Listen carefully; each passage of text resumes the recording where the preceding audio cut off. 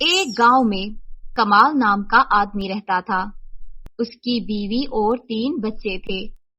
کھیتوں میں اس کی آمدنی نہ ہونے کی وجہ سے اس کے لیے روزانہ کی بنیاد پر گزارا کرنا مشکل ہوتا جا رہا تھا۔ وہ بہت پریشان ہوا اور سوچنے لگا۔ اس نے سوچا کیوں نہ میں بطخ خرید کر اس کے انڈے بازار میں بیچ کر کچھ پیسے کما لوں۔ اس نے اپنی بیوی سے مشورہ کیا اور ایک بطخ کا بچہ لے آیا اور اسے پالنا شروع کر دیا۔ کچھ دنوں کے بعد بطخ کا بچہ بڑا ہو گیا۔ اس کے بعد دونوں میاں بیوی انڈے دینے کے وقت کا بے صبری سے انتظار کرنے لگے۔ کچھ دنوں بعد بطخ نے انڈا دیا۔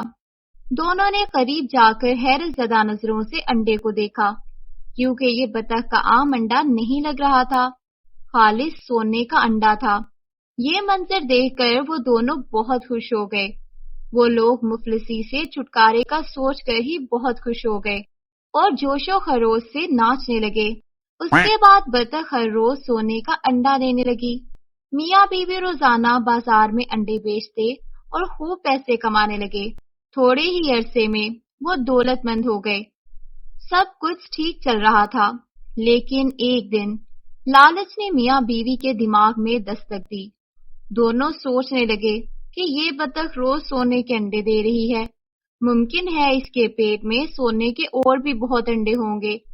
ہر روز سونے کے ایک انڈے کا انتظار کرنے کی بجائے بہتر ہوگا کہ بطخ کا پیٹ پھاڑ کر اس کے تمام انڈے نکال لیں۔ ہم ان کو ایک ساتھ بیچ کر کروڑ پتی بن سکتے ہیں۔ دونوں سوچنے لگے۔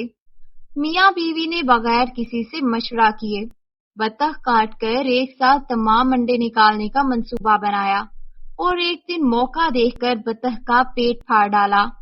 پیٹ پھاڑنے کے بعد انہیں ایک بھی انڈا نظر نہیں آیا۔ بطخ کا پیٹ کٹنے سے اس کا دم نکل گیا اور وہ مر گئی۔ یہ منظر دیکھ کر میاں بیوی سر پیٹ کر رونے لگے۔ اس طرح انہیں اپنی لالچی سوچ کا بدترین نتیجہ ملا۔ تو پیارے بچوں، اس کہانی سے ہمیں یہ سبق ملتا ہے کہ لالچ ایک بہت بری بیماری ہے۔